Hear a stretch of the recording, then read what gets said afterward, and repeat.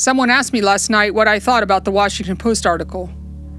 I realized my answer might offer some insight into the mental, emotional, and spiritual process of having your story told to the world. Especially when you've spent 2 decades doing everything you can to avoid the spotlight. So here it is.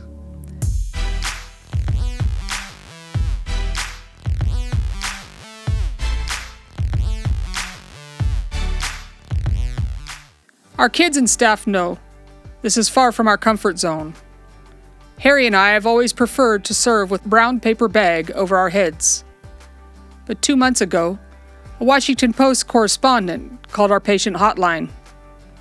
Not a media line, not a PR firm, but the very number patients use every day to reach life-saving care. He was asking about solar panels, of all things. But as he listened, a much bigger story began to unfold. We sensed that God was giving an opening to share our story. We've never really been great at telling the story. We've always focused on the next patient in front of us. But this time, it felt different. We felt at peace about sharing, for such a time as this.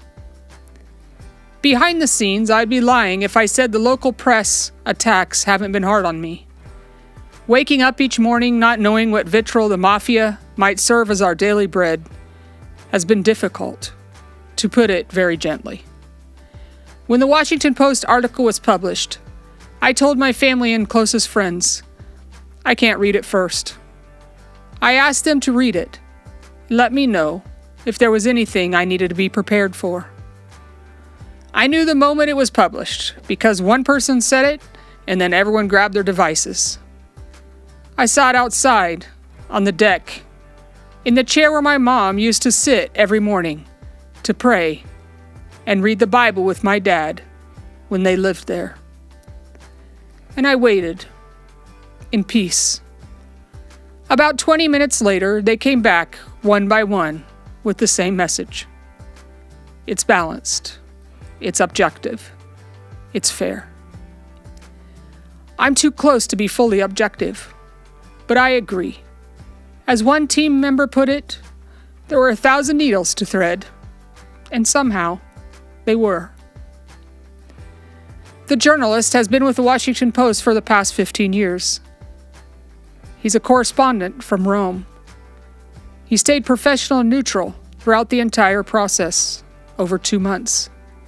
He even paid for his own meals at the Miracle Campus. He never took advantage of access. He just listened carefully, and then he fact-checked and fact-checked and fact-checked.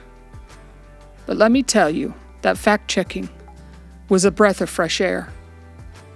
And then he wrote what he saw and heard.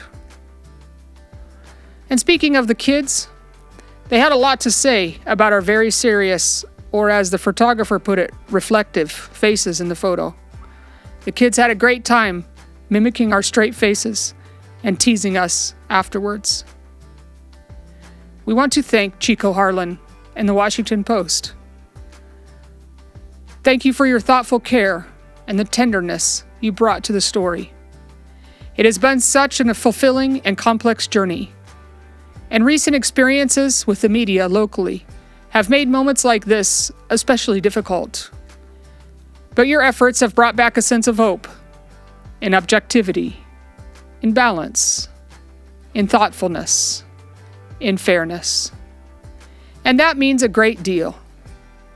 Many of our team, family, and friends have shared how balanced, insightful, and fair the article is. They felt it offered a clear-eyed presentation of both the successes and challenges, and helped shine a light on the complexities and joy that have defined this journey.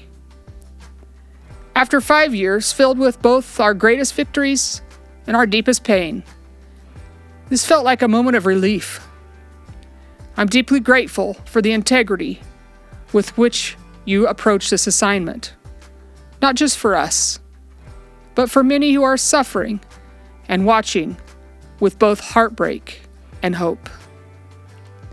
We still feel peace, And we still believe it was God who released us to speak. And for that, I'm deeply grateful. If you journeyed with us since our childhood, when we first felt the calling that led to this story, I want to share this deeply private and yet now very public moment with you. Thank you to everyone for your prayers, your kindness, your messages, and your love. We're still here, and we're still walking forward. From all of us in Eswatini, thank you so much. And please, the Take 10 Challenge. Ask your friends to spend 10 minutes to learn about the Luke Commission, to give $10 a month, and to invite 10 of their friends to do the same thing, and then start it all over again. We want to continue serving, and we're so grateful to be partnering with you. Thank you very much.